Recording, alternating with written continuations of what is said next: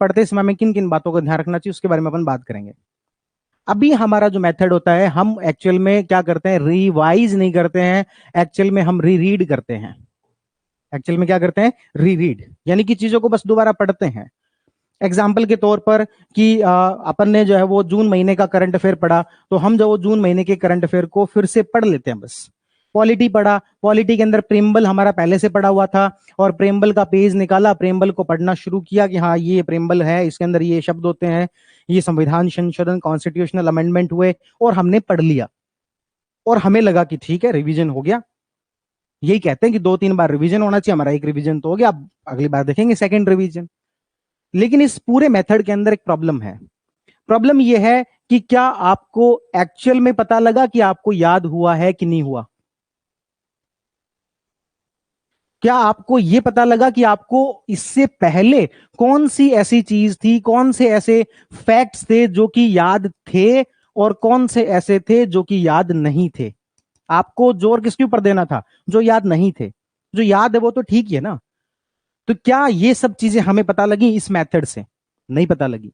इसके अलावा एक और प्रॉब्लम आती है, वो है इस री रीड वाले मेथड से हमारा फोकस नहीं रहता, हमारा जो अटेंशन है वो नहीं रहता। कैसे नहीं रहता? नॉर्मली हमने ये सबने ऑब्जर्व किया है कि हम पढ़ रहे हैं प्रियम्बल, पहली लाइन पढ़नी शुरू की, दूसरी लाइन पढ़नी शुरू की, तीसरी लाइन तक पहुंचे, चौथी लाइन तक पहुंचे, और अचानक से, क्योंकि हमारा ह्यूमन माइंड है जिसको मंकी माइंड कहते हैं, मंकी माइंड मतलब माइंड इधर उधर उछल कूद करता रहता है, अचानक से हमारे दिमाग में कुछ नए थॉट्स आ गए। हमारी अंगुली जो आगे बढ़ती जा रही है, हमारी नजरें आगे बढ़ती जा रही है, लेकिन हमारा माइंड एक्चुअल में वहां पर है ही नहीं। ऐसा होता है, सबके साथ ही होता है। और फिर फाइनली जब 1-2 पेज निकल जाते हैं और अपन उठ जाते हैं, हाँ ठीक है भाई रिवीजन हो गया, एक्चुअल में आपका माइंड वहां पर था ही नहीं, एक्चुअल में आपका रिवीजन हुआ ही नहीं। तो फिर ये सारी जो प्रॉब्लम्स है ये कैसे सॉल्व होंगी, इसको लेकर हम कुछ प्रैक्टिकल टिप्स पर यहां पर बात करेंगे। प्रैक्टिकल टिप्स में देखें तो एक मेथड है जिसको अपन रिवर्स रिवीजन या फिर एक्टिव रिवीजन कहते हैं, या फिर इसको कह देते हैं रिवर्स रिवीजन। क्या कह देते हैं? या तो एक्टिव रिवीजन कह देते हैं या फिर इसको रिवर्स रिवीजन कह देते हैं। इसका मतलब क्या हुआ? देखो, इसका मतलब यह है कि जैसे मान लो कि मैंने पढ़ना है प्रियम्बल, तो सबसे पहले मैं अपने दिमाग के अंदर लेके आऊं कि मुझे प्रियम्बल में क्या क्या याद है। मैंने लास्ट टाइम जो मान लेते हैं प्रियम्बल 6 महीने पहले पढ़ा था, अब मैं पहले अपने दिमाग में सोचूं कॉपी बंद करके कि मुझे प्रियम्बल के अंदर क्या क्या याद है। उससे क्या होगा? उससे होगा ये कि आपको कुछ फैक्ट्स ऐसे मिलेंगे जो कि आपको याद नहीं रहे होंगे, जो कि आप भूल चुके हैं। और जब आप इसके बाद इसको री रीड करना शुरू करोगे, आपका दिमाग ऑटोमेटिकली इन फैक्ट्स की तरफ जाएगा। मान लेते हैं कि मैं भूल गया, सारी बातें मैंने मन ही मन दोहरा ली, लेकिन मैं भूल गया कि वो जो बेरूबाड़ी केस था उसमें क्या था, और केशवानंद भारती केस के अंदर क्या था। कौन से के अंदर तो प्रेमबल को संविधान का भाग बताया था, कौन से में नहीं बताया था। ये तो मुझे याद आ रहा है, कोई एक केस ऐसा था जिसमें भाग बताया था, कोई एक ऐसा था जिसमें नहीं बताया, लेकिन मुझे एग्जैक्टली याद नहीं आ रहा। अब मैं जब अपने इस नोट्स को दोबारा पढ़ रहा हूंगा, तो मुझे ये जो फैक्ट्स है इसकी तरफ दिमाग ऑटोमेटिकली लेके जाएगा, इसकी तरफ फोकस करवाएगा। इसका एक एग्जांपल मैं आपको ये बता सकता हूं कि जब भी हमसे कोई गलती होती है, उसकी तरफ दिमाग ज्यादा अट्रैक्ट होता है, वो हमें ज्यादा याद रहती है।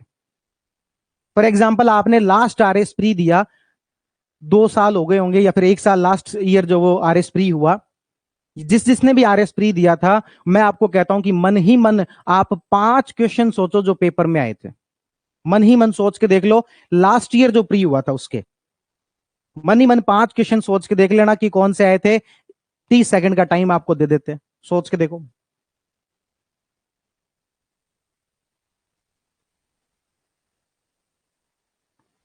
आपको मन ही मन ज्यादातर वो क्वेश्चन याद आएंगे जो कि आपके गलत हुए थे, और उसका आंसर अब अगली बार आप कभी गलत नहीं करके आओगे। ये हमारे माइंड की एक तरीके से काम करने का तरीका है। उसको जिस तरफ ध्यान दिलाया जाए वो उसी तरफ ध्यान देता है। तो यहां पर हम जब ये कह रहे हैं कि पहले आप खुद से मन के अंदर सोचो कि मुझे कौन कौन से फैक्ट्स याद आ रहे हैं, जब उसके बाद आप पढ़ोगे तो उन फैक्ट्स की तरफ ज्यादा ध्यान जाएगा जो कि आपको याद नहीं आ पाए थे। दूसरा आपका इसमें फायदा ये होगा कि आपका फोकस जो है वो ज्यादा अच्छे से बनेगा, आपकी अटेंशन ज्यादा अच्छी होगी और उसकी वजह से रिटेंशन ज्यादा अच्छी होगी। आपको उस टॉपिक पर अटेंशन ज्यादा अच्छा होगा और उसकी वजह से आप रिटेन ज्यादा कर पाओगे, याद जो आप ज्यादा अच्छे से कर पाओगे। इसको अपन एक्टिव रिवीजन या फिर रिवर्स रिवीजन कहते हैं। रिवर्स रिवीजन कैसे? क्योंकि पहले हम खुद सोच रहे हैं, उसके बाद हम जो इसको लागू कर रहे हैं, उसके बाद हम जो इसको पढ़ रहे हैं। लेकिन इस पूरे मेथड में मैंने बता तो दिया, इस पूरे मेथड में एक बहुत बड़ी समस्या है और वो समस्या है हमारा माइंड। हमारा माइंड जो है बहुत आलसी है। उससे काम करवाओगे तो एक बार के लिए मना करेगा, हालांकि उसके साथ जबरदस्ती करोगे तो वो मान जाएगा, लेकिन एक बार के लिए मना करेगा। शुरुआत में वो आपके लिए अलग अलग बहाने लेकर आएगा। वो कहेगा ना ना ना, इस तरीके से तो ना टाइम बहुत लगता है। अरे तो भाई टाइम लगता है तो आपको एक चीज को 10-10 बार क्यों पढ़ना है? आप 2 से 3 बार रिवाइज कर लो ना। 10 बार रिवाइज करने से फायदा क्या है? जब आपका अल्टीमेट गोल ये है कि मुझे चीज याद हो जाए और आपको 10 बार रिवीजन के बाद भी याद नहीं हो पा रही, और ये यदि कोई टाइम कम ज्यादा लग रहा है और 2-3 बार रिवीजन के बाद याद हो जाए, तो बुराई क्या है? अपन टाइम बचा के जाना कहाँ है? अल्टीमेट गोल तो हमारा पूरा ही नहीं हो पा रहा। लेकिन आपका माइंड क्या करता है? हमारे लिए अलग अलग बहाने तैयार करके आता है वो। ठीक है, तो इस तरीके से हमें एक्टिव रिवीजन करना है या फिर एक्टिव रिकॉलिंग करनी है। हमें रीरीड नहीं करना है, हमें एक्टिव रिकॉलिंग करनी है। एक बार एग्जाम्पल के तौर पर मैं अपनी तरफ से कोई भी एग्जाम्पल दूंगा तो आपको लगेगा कि ये टॉपिक तो सर को याद ही है। अब मुझे बहुत सारी चीजें नहीं याद है और कुछ कुछ चीजें याद भी हैं। तो मैं आपको कोई भी चैट बॉक्स के अंदर एक बार आप जो कोई टॉपिक का नाम लिखे, थोड़ा स्पेसिफिक हो, कोशिश करते हैं मुझे कितनी याद आती है। और फिर जो मान लो मेरा पढ़ने का तरीका होता तो फिर मैं नोट्स खोल के देखता और फिर देखता कि अच्छा ये बातें मुझसे मिस हो गई थी। एक कोई टॉपिक जो है आप एक बार इसके अंदर लिखो।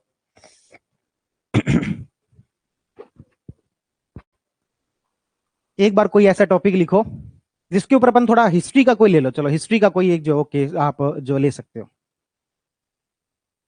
देखो राजस्थान का मत लेना क्योंकि राजस्थान मुझे आता ही नहीं है, बात ही खत्म है। राजस्थान के अंदर मुझे कुछ नहीं आता। आप हिस्ट्री का कोई टॉपिक जो यहां पर ले लो।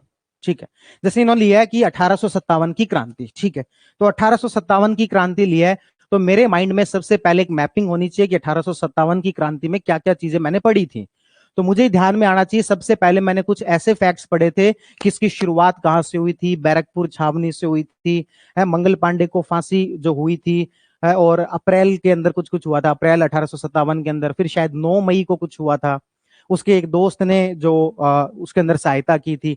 तो ये सारी चीजें मुझे पहले तो ये ध्यान में आ रहा है कि मैपिंग ध्यान में आ रही है कि इस पूरे नोट्स के अंदर क्या क्या था।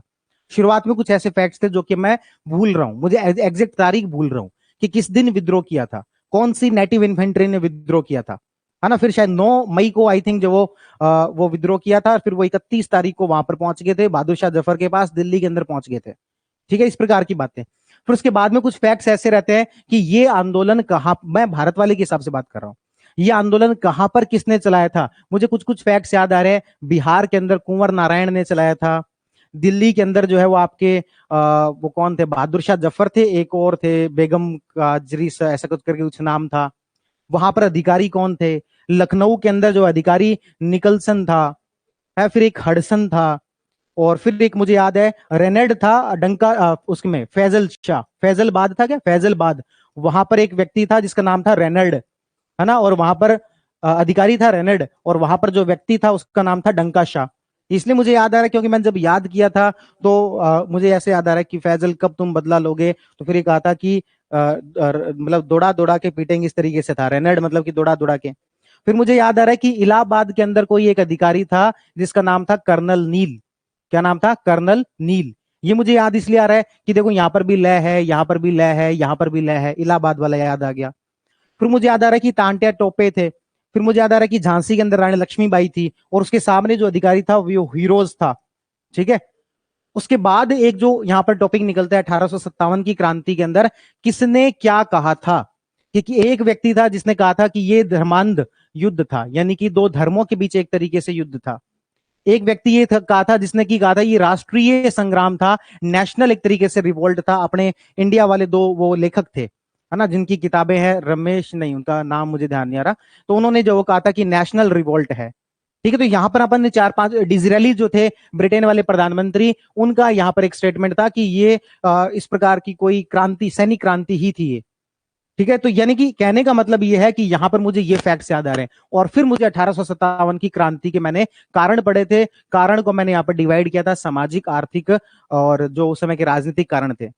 ठीक है। तो इस तरीके से मुझे पॉइंट्स याद आ रहे हैं और कुछ कुछ पॉइंट मैं भूल रहा हूं, और अब मैं इस नोट्स को उठाऊंगा और फिर मैं देखूंगा कि इन फैक्ट्स में से मैं कौन कौन से भूल गया। इसमें मुझे बिहार वाला याद आ गया, ये याद आ गया, ये याद आ गया, लेकिन ये यहां पर दो मुझे रह गए कि भाई अवध के अंदर कौन था, मैं भूल गया। उसके अंदर अधिकारी कौन था, मैं भूल गया। अब मैं जब इस नोट्स को पढ़ूंगा तो मेरा दिमाग उसी की तरफ ज्यादा जाएगा, और इसमें जो चीजें मुझे याद आई हैं, इसके अंदर भी मैं थोड़ा सा खुद का एनालिसिस करूं तो ऐसे जो चीजें मैंने जोड़ी थी, इलाहाबाद, कर्नल नील, वो मुझे याद आ गया, रेनेड वाला डंका शाह मुझे याद आ गया। तो जो जो चीजें मैंने ऐसे किसी तरीके से उसको याद करने के बारे में सोचा था कि कोई ट्रिक बना लेते हैं, वो चीजें मुझे ज्यादा अच्छे से याद आ गई, बनिष्ठ की जो आपके नॉर्मल जो फैक्ट हैं उनके। तो ये हमारा जो मेथड है, इसको अपन क्या बोलते हैं, एक्टिव रिकॉलिंग जो वो कहते हैं। ठीक है। या फिर हम कहें एक्टिव रिवीजन जो हम यहां पर कहते हैं, या फिर रिवर्स रिवीजन कह देते हैं। क्यों? क्योंकि पहले हम कुछ माइंड में लेके चल रहे हैं, उसके बाद उन सब चीजों को जो पढ़ रहे हैं। ठीक है। तो एक तो आपको इस बात का ध्यान रखना है कि इस तरीके से चीजों का क्या किया जाए, एक्टिव रिकॉलिंग की जाए। इसमें मैं आपको नुकसान बता देता हूं क्या है। नुकसान यह है कि आपका माइंड जो है ना, इस चीज के लिए बार बार मना करेगा, क्योंकि आपका माइंड जो है एक तरीके से कंफर्ट जोन में रहना चाहता है। और हमें जो है चीजों में सफलता तभी मिलेगी जब हम अपने कंफर्ट जोन से बाहर आएंगे। हमारा कंफर्ट जोन कहता है कि आराम से लेटे लेटे पढ़ लेते हैं, क्या ही दिक्कत है। और हमारा जो कंफर्ट जोन है वो कहता है आज इतना पढ़ लिया खूब है। लेकिन कंफर्ट जोन से बाहर आना पड़ेगा। माइंड कह रहा है कि इस तरीके से रिवीजन नहीं करना, मुझे खुद को बड़ा जोर आ रहा है, यानी कि माइंड को बड़ा जोर आ रहा है, लेकिन हमें उसकी बात नहीं सुननी। और आपने अपने माइंड को एक बार ट्रेंड कर लिया तो एक तरीके से वो बहुत अच्छा चैट जीपीटी है, उसको आप जैसे ट्रेंड करोगे वो उसी तरीके से काम करना शुरू कर देगा। तो एक्टिव रिकॉलिंग मेथड को जो हम इसके अंदर अपनाएंगे। सेकंड जो मेरा मेथड रहता था, जैसे मान लो मैंने आज फर्स्ट टाइम कोई चीज पढ़ी है ना, फॉर एग्जांपल मैंने जो पीएम जनमन योजना पढ़ी, ठीक है। तो पीएम जनमन योजना को पहले मैंने थोड़ा सा लॉजिक के साथ में, लाइफ साइकिल के साथ में चीजों को अरेंज कर लिया कि हाँ ये पीवीटीजी जो है उनके लिए है, राजस्थान में सिर्फ 12 है, 12 के अंदर सहरिया जो ट्राइब है सिर्फ वही है। पीवीटीजी होता क्या है, डेबर कमीशन क्या है, हाँ उसकी क्राइटेरिया क्या है, 75 पीवीटीजी है, 18 स्टेट के अंदर है, एक यूटी के अंदर है। ऐसे मैंने मन के अंदर रिकॉल कर लिया। ठीक है। और मुझे लगता है ये 2-3 फैक्ट्स जो है ऐसे हैं जो कि मुझे याद नहीं हो रहे हैं, जो मैंने एक बार जो एक्टिव रिकॉलिंग की है उसमें मुझे याद नहीं हो रहे हैं। तो मैं इसको क्या करता था कि एक पेज पर लिख लिए, शॉर्ट नोट्स टाइप जो लिख लिए। शॉर्ट नोट्स ऐसे कोई हमेशा हमेशा के लिए नहीं, आज के लिए मैंने इसको लिख लिया। और जब लाइब्रेरी से घर आ रहे हैं तब उन नोट्स को देखते हुए आ रहे हैं और मन में रिवाइज करते हुए आ रहे हैं। वॉकिंग वाला जो टाइम है अपना, है ना, हम बहुत बार ये ऐसे शिकायतें करते हैं कि हमारे पास में ना उतना टाइम नहीं है। तो टाइम के लिए एक कॉन्सेप्ट आता है जिसको मल्टीटास्किंग कहते हैं। मल्टीटास्किंग का मतलब कि हम कुछ और कर रहे हैं, उस दौरान भी आप अपना जो मेन आपका जो काम है उसको करते रहो। कुछ लोग जो है इसको बुरा भी मानते हैं, अलग अलग जो प्रकार के मनोवैज्ञानिक हैं वो उनको गलत मानते हैं। कुछ लोगों का कहना है डीप फोकस। डीप फोकस का मतलब आप जो कर रहे हैं आप उसी समय में वही करें। आप ब्रश कर रहे हैं तो उस समय में पूरी तरीके से ब्रश ही करें। इसको कहते हैं डीप फोकस, या फिर एक तरीके से मेडिटेशन का एक प्रकार हो, माइंडफुलनेस। माइंडफुलनेस या फिर डीप फोकस, कि जो कर रहे हैं उस समय में वही करें। लेकिन स्टूडेंट लाइफ के अंदर मल्टीटास्किंग हमें होना जरूरी है। ब्रश यदि हम कर रहे हैं तो उस समय में हम मन में हमारे कुछ ख्याल चलते रहते हैं कि आज के पूरे दिन को किस तरीके से हमें अरेंज करना है, हमें किस तरीके से जो भी आज फैक्ट्स पढ़े हैं वो हमें याद हो रहे हैं या फिर नहीं हो रहे हैं। जब हम लाइब्रेरी से आ रहे हैं उस समय में हमें जो आज पढ़ के आए हैं अभी अभी लाइब्रेरी के अंदर, उन सब चीजों को रिकॉल करते रहें। और हम जब माइंड मैनेजमेंट की बात करेंगे तब एक समस्या आती है हमारे सामने कि हम जो इस रील कल्चर से प्रभावित हो गए हैं। हमें जैसे ही टाइम मिलता है हम जो वो रील देखने लग जाते हैं, हम मोबाइल चलाने लग जाते हैं। आपको एक बात बताएं, ये जितना भी मोबाइल की आपका एडिक्शन है, आपको इसके लिए कोई दूसरा काम नहीं करना, एक ही काम है, आप अपने आप को बिजी कर लो। मैं जब जब फ्री होता हूं मैं खुद खूब मोबाइल चलाता हूं, लेकिन मुझे नहीं याद आता कि मैंने पिछले 1 महीने में काम के अलावा कोई भी मोबाइल भी चलाया हो। आज मैं थोड़ा सा फ्री जो फील कर रहा था, तो अभी मैंने वो ललन टॉपर हनी सिंह वाला इंटरव्यू देख के आया हूँ। बाकी मुझे याद नहीं आता पिछले एक हफ्ते में मैंने कोई ऐसी यूट्यूब वीडियो जो मेरे पूरे सिलेबस से यानी कि टीचिंग वाले उससे रिलेटेड नहीं है, ऐसी कोई यूट्यूब वीडियो भी नहीं देखी होगी। कोई ऐसी मूवी पिछले एक महीने के अंदर नहीं देखी। मुझे ट्विटर का बड़ा शौक रहता है, ट्विटर मैं चलाता रहता हूँ, वो मैंने नहीं चला के देखा। लिटरली ट्विटर मैंने ओपन नहीं किया, रील कोई जरूर नहीं देखी। क्यों? क्योंकि मैं बिजी हो गया। जब भी मुझे फ्री टाइम मिलता है तो मैं ऐसा जो अपन ये सब चीजें करते हैं। जब पढ़ाई कर रहे थे 2017-18 की बात है, तो मुझे बिल्कुल नहीं याद है मोबाइल का कोई एडिक्शन था। कारण क्या है? हमेशा खुद को बिजी रखना। कैसे? लाइब्रेरी से आ रहे हैं, नॉर्मली हमारी आदत होती है कि गाने सुनने लग जाओ या फिर कुछ पॉलिटिक्स में जिसको इंटरेस्ट है वो पॉलिटिक्स की खबरें ऐसे पढ़ने लग जाता है। क्यों ना इस टाइम को रिवीजन के लिए यूज कर लिया जाए। वो आपके माइंड में इंटरफेरेंस क्रिएट नहीं करेगा, जो एक अवरोध जो बन जाता है वो क्रिएट नहीं करेगा, और आप अपने इस टाइम को जो वो यूटिलाइज कर पाओगे। ठीक है, तो माइंड मैनेजमेंट पर अपन अलग से बात करेंगे किसी दिन कि ये जो फ्री जो टाइम है, हमेशा एक कॉन्सेप्ट आता है कि वैक्यूम कभी भी नहीं रहता। इस पूरी दुनिया में किसी भी फील्ड में आपके समय को लेकर किसी भी चीज को लेकर वैक्यूम नहीं रहता।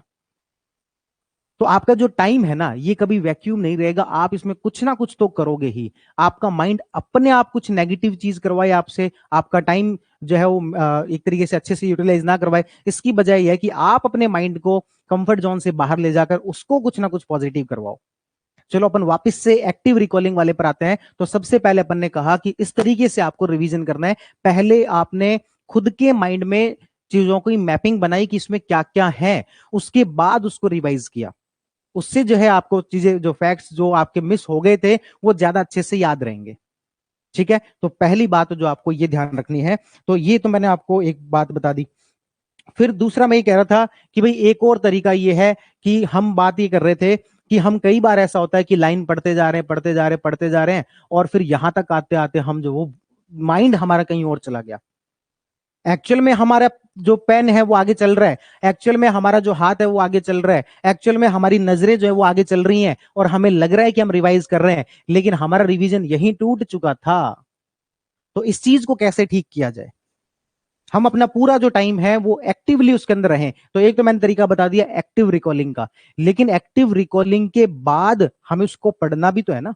एक बार एक्टिव रिकॉलिंग कर ली कि हाँ मुझे कौन कौन से फैक्ट नहीं याद नहीं आ रहे, लेकिन उसको रीड तो करना ही है। तो उस रीड करते समय में यदि आपके साथ ये प्रॉब्लम है, पहली बात तो मैं कह रहा हूं कि एक्टिव रिकॉलिंग के बाद आपके साथ ये प्रॉब्लम रहेगी नहीं, पर फिर भी आपको लगता है कि आपके साथ ये प्रॉब्लम है, तो आप जो वो बोल बोलकर पढ़ना शुरू करो। बोल बोलकर पढ़ना शुरू करो। क्योंकि देखो आपका जो माइंड है ना, वो 2-3 टास्क एक साथ करने में उसको मुश्किल होती है। आप एक काम करो, आप चिल्लाओ और उसके साथ में कुछ सोच के बताओ। आप हंसो, उसके साथ में कुछ सोच के बताओ। नहीं हो पाता हमसे। क्यों? क्योंकि आपके माइंड को दो एक्टिविटी मिल गई, चिल्लाना भी है और कुछ सोचना भी है। उसी तरीके से मैं कह रहा हूं कि मुझे बोलना भी है और मुझे सोचना भी है। जैसे ही ये मान लो यहां पर कोई भी डिस्टरबेंस क्रिएट हो जाएगी, मुझे बड़ी प्रॉब्लम आएगी कि मैं अगली लाइन क्या बोलूं। एक्चुअल में अभी मैं अगली लाइन नहीं सोच रहा, लेकिन मुझे बोलते समय में चीजें समझ में आ रही कि अगली लाइन मुझे क्या बोलनी है। कहने का मतलब मैं बोल भी रहा हूं और मेरा ध्यान जो वो किसी दूसरी समस्या की तरफ भी है। ऐसा बहुत कम होता है जब तक कि बड़ी समस्या ना हो। अब अचानक से कोई बड़ी प्रॉब्लम हो जाए, तब मेरे सामने दिक्कत आएगी कि मैं बोल रहा हूं, मैं पढ़ा रहा हूं, लेकिन मेरे माइंड में कुछ और चल रहा है। और ऐसा मैं बताऊं, जितने भी टीचर्स हैं 10 घंटे यदि पढ़ाते हैं, मुश्किल से उनके 5-10 मिनट ऐसे होते होंगे जिसमें उनको दूसरे थॉट आए। एक तरीके से हमारा ये मेडिटेशन है। जब हम पढ़ाते हैं तो पूरी तरीके से केवल और केवल ध्यान क्लास में ही होता है, क्योंकि थोड़ा सा भी ध्यान हटा तो अगली लाइन ही बोलने में दिक्कत आ जाएगी। कहने का ओवरऑल बात का सार ये है कि जब हम बोल बोल के पढ़ते हैं तो आपके माइंड के पास में स्कोप कम है कि वो इधर उधर जाएगा। अब आप बहाने बनाओगे, सर हम तो ना लाइब्रेरी के अंदर बैठे होते हैं, बोल बोल के कैसे पढ़ सकते हैं? बोल बोल के मतलब कि खुद को पता लगना चाहिए। एक तरीके से मन मन में भी तो बोल के पढ़ा जा सकता है।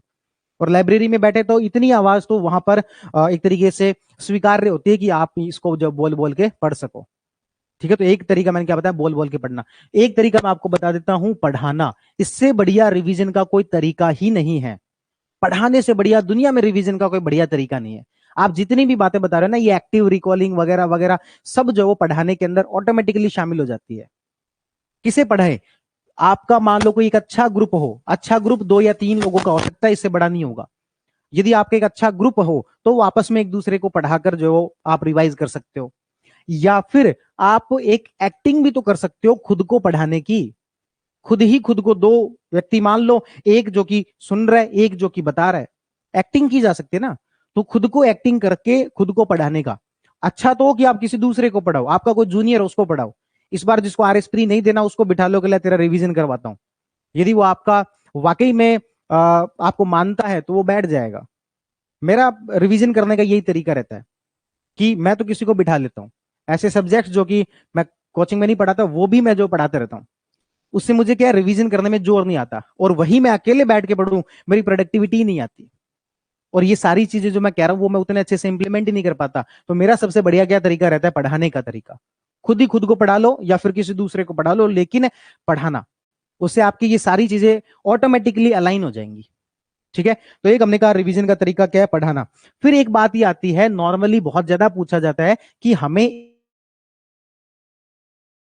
एक दिन में एक ही सब्जेक्ट पढ़ना चाहिए या फिर अलग अलग सब्जेक्ट पढ़ने चाहिए। और दूसरा एक आता है कि हमें सुबह कौन सा सब्जेक्ट पढ़ना चाहिए और शाम को कौन सा सब्जेक्ट पढ़ना चाहिए, इजी या फिर हार्ड के टर्म्स में बताओ। इन दोनों चीजों का सॉल्यूशन मुझे लगता है कि एक साथ होता है। या या फिर कहूं कि मैं अपना मेथड बता देता हूं, मुझे लग रहा है कि शायद ये सब लोगों पर ही लागू होता होगा। और मेरा मेथड है कि मैं एक दिन में एक ही सब्जेक्ट पढ़ता हूं।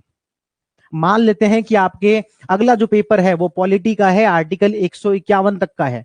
आज तारीख हो गई है 11 और आपका पेपर है 15 तारीख को। अगले 3 दिन के अंदर मैं सिर्फ और सिर्फ पॉलिटी पढ़ूंगा।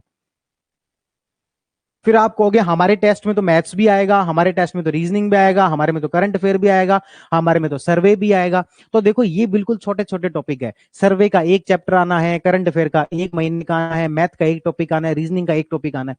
इसको मैं मॉर्निंग का टाइम या फिर इवनिंग का टाइम अलग से दे दूंगा। जैसे करंट अफेयर के अंदर क्या होता है, फैक्ट्स बहुत ज्यादा होते हैं, या सर्वे के अंदर क्या है, फैक्ट्स बहुत ज्यादा होते हैं।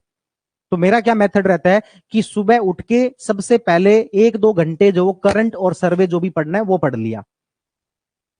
5-6 बजे उठे, 7 बजे मान लेते हैं पढ़ना शुरू किया, और 8-1 बजे तक, 8-8:30 बजे तक मैथ, ये जो करंट अफेयर या सर्वे जो भी पढ़ना है वो पढ़ लिया।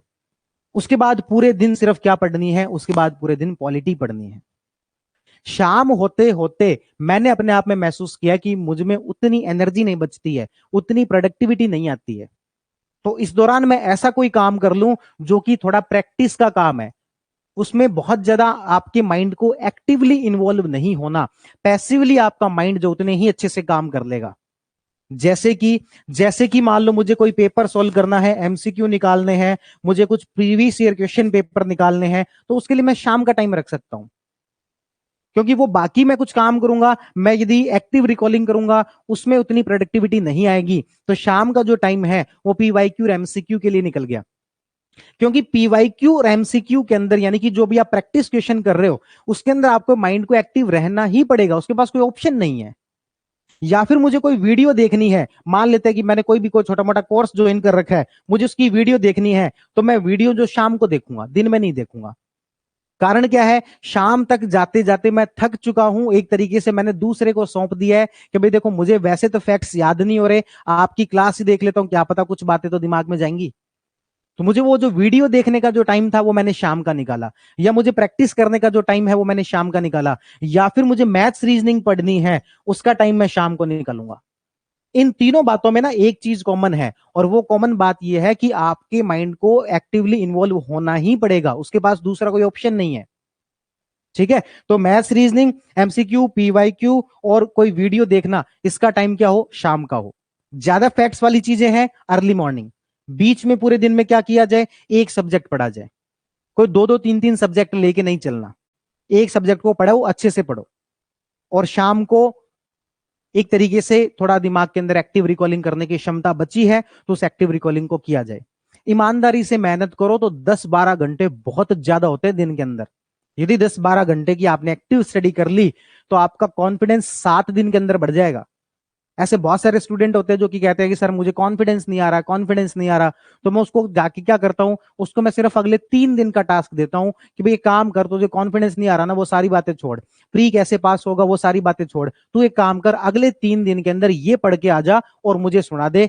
तो मुझे पता है कि 3 दिन बाद या तो उसका कॉन्फिडेंस बढ़ चुका होगा, अब उसे मुझे मेरी जरूरत ही नहीं है, उसका कॉन्फिडेंस ऑटोमेटिकली बढ़ गया। या फिर वो अब शर्मिंदा हो जाएगा कि 3 दिन बाद आएगा नहीं, क्यों? क्योंकि उसने पढ़ा ही नहीं। 3 दिन जो है आप अपने दिमाग को थोड़ा सा एक्टिव करके और पढ़ लो, आपका कॉन्फिडेंस वापस आ जाएगा। और ये जो पूरा कॉन्फिडेंस है, ये इसी तरीके से विशेष साइकिल के अंदर घूमता है। एक बार कॉन्फिडेंस अच्छा हुआ, आपको और पढ़ने का मन करेगा, आपके अगले टेस्ट में नंबर अच्छे आएंगे, और फिर जो है आप अगली बार और ज्यादा अच्छे पढ़ोगे, और इस तरीके से आपका कॉन्फिडेंस फिर से बढ़ेगा, और ये पॉजिटिव वे में काम करता रहता है। और यदि आप नेगेटिव हुए, एक बार आपका कॉन्फिडेंस डाउन हुआ, पढ़ने का मन नहीं कर रहा, अगले टेस्ट देने की हिम्मत तक नहीं हुई, और उसके बाद में इधर उधर जो आप राय लेने लग गए, उसके बाद में ऐसा कंफ्यूज हुए कि कुछ भी पता नहीं लग रहा क्या करें क्या नहीं करें, एग्जाम पास में आ गया, इस तरीके से नेगेटिव विशेष साइकिल के अंदर आप फंसते जाते हैं, और आपका कॉन्फिडेंस बहुत कम होता जाता है, एंजाइटी बहुत ज्यादा बढ़ती जाती है। इसको ठीक करने का एक ही तरीका है, कॉन्फिडेंस को रीगेन करने का एक ही तरीका है, एक हफ्ते ढंग से कोई एक पेपर दे लो। इससे पहले आपने पढ़ा है नहीं पढ़ा है, उन सब चीजों को छोड़ के, एक बार सब चीजों को भूल के एक हफ्ते कोई ढंग से पेपर दे लो। एक पेपर में ढंग के नंबर आ गए तो आपका कॉन्फिडेंस फिर से बढ़ जाएगा। दिन के कौन से हिस्से में क्या पढ़ना है वो मैंने आपको बताया। जो ज्यादा फैक्ट्स वाली चीजें हैं उसे अर्ली मॉर्निंग पढ़ो, बाकी पूरे दिन एक सब्जेक्ट पढ़ो। जो पैसिव लर्निंग है, जहां पर कोई दूसरा हमें पढ़ा दे, या फिर माइंड को एक्टिव होना ही पड़ेगा, यानी कि प्रैक्टिस करना है, ये सारा काम जो वो शाम को कर लिया जाए।